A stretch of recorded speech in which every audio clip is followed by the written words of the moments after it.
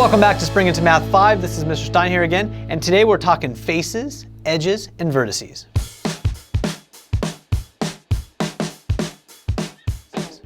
Okay, so last time we talked three-dimensional figures. This time we're kind of following up right along that same line with faces, edges, and vertices. Now, as I talked about, we learned about different kinds of solid figures or three-dimensional objects. Now we're going to take it a step further and learn the parts of the three-dimensional objects. Okay, so solid figures have their own characteristics just like plane figures do. So I just bought a new cell phone. I know I put this together a couple months ago. I didn't get the 7. What can I say? But this is a picture of the box his iPhone came in. Okay, so we have a new iPhone, in this case the iPhone 6s. Now, you know what shape the base of this figure is. So if I go back, you can see that it's a rectangle. Now you know how to identify some solids. So we need to look at how to classify them more specifically. So to do that, let's look at the features of solid figures. So the number of faces, edges, and vertices of a solid figure has told us what kind of solid figure it is. So then we can use this information to classify the solid figures. So we classify or identify, which is just another term for classify, them by the number of each they have.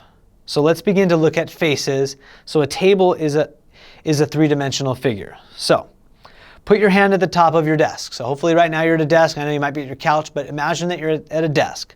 So you're touching a face of a three-dimensional figure.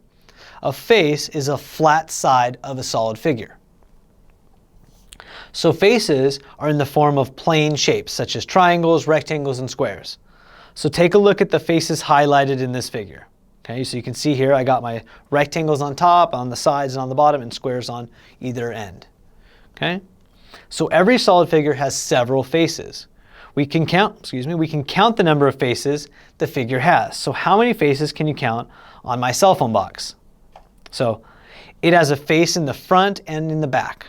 It has 4 faces around the sides, therefore it has 6 faces. So a good way to do this is to kind of like tally them. So you got 1, I don't know if you can see, let me use a highlighter, 1. So I guess I'll do a little arrow. So you got 1 on top, and then you got 1 on the bottom, and you have 1 on each side, right? So then you have 4. Then you're gonna have this one right here, and then you're gonna have the opposite side as well. So that's where you get your 6 faces from. All right. So what shape are faces? So they are triangles. So therefore we call this figure a rectangular prism. Excuse me, I should have said rectangle. I wrote rectangles, I said triangles. So they're rectangles. So therefore this figure is a rectangular prism.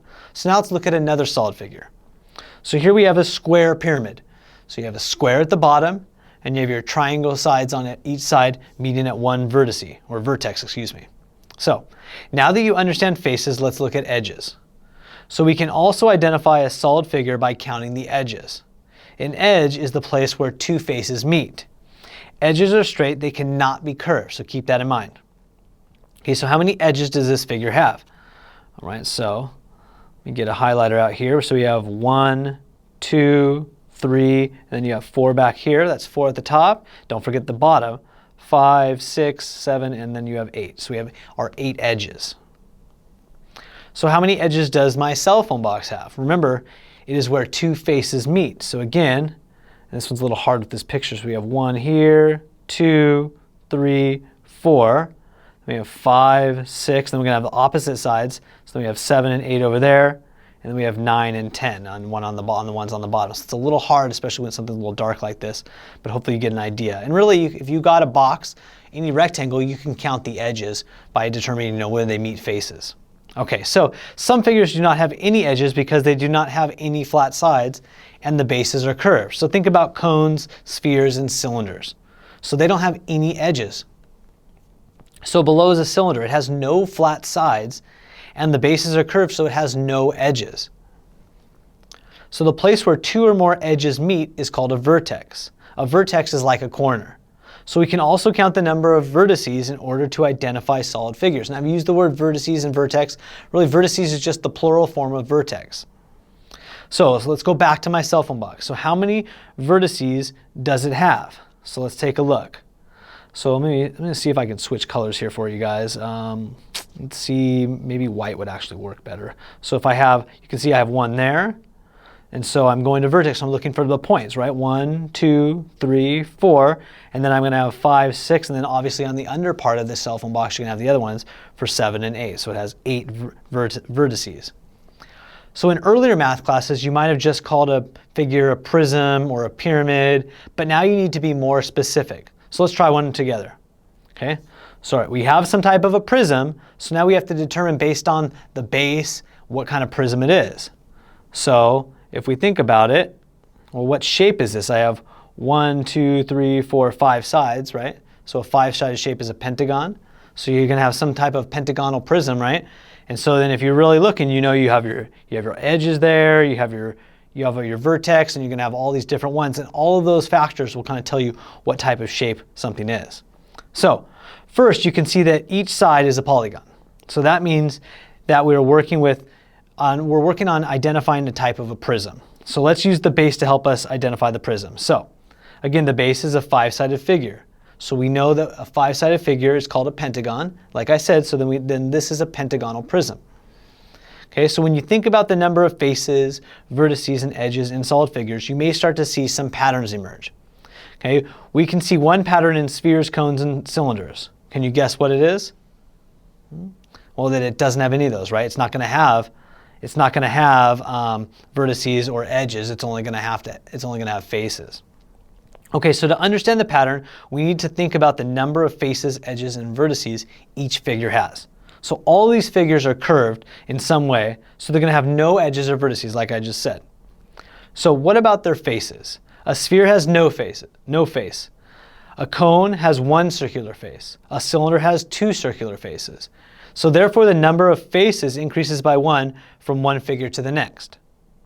So this is the pattern. So we have a sphere is 0, cone is 1, cylinder is 2. So they're only going to have faces because they don't have flat sides and nothing's meeting. Okay, so what about prisms? Is there a pattern there? Well, there definitely is a pattern in regards to prisms. So as the number of sides in the base and the top parallel faces increase, the number of side faces increase the same amount. So it's kind of a mouthful, so let's look at it a little more. So you can see here in this table, so you have a triangular prism, so it's going to have base faces, it's going to have 2 triangles and 3 rectangles for a total of 5 faces. And so as you go for a triangle, you can see that it's like 5, the triangular prism, a rectangular prism, you have 6, pentagonal prism 7, hexagonal 8, octagonal 10. So you can see that it's kind of like your 2 plus 3 is 5, 2 plus 4 is 6, as you're kind of looking at it like this across the way to give you an idea when you have base faces and your side faces. Okay, so let's review. A face is a flat side of a solid figure. Faces are in the form of plane shapes such as triangles, rectangles, and squares. Okay, an edge is a place where 2 faces meet.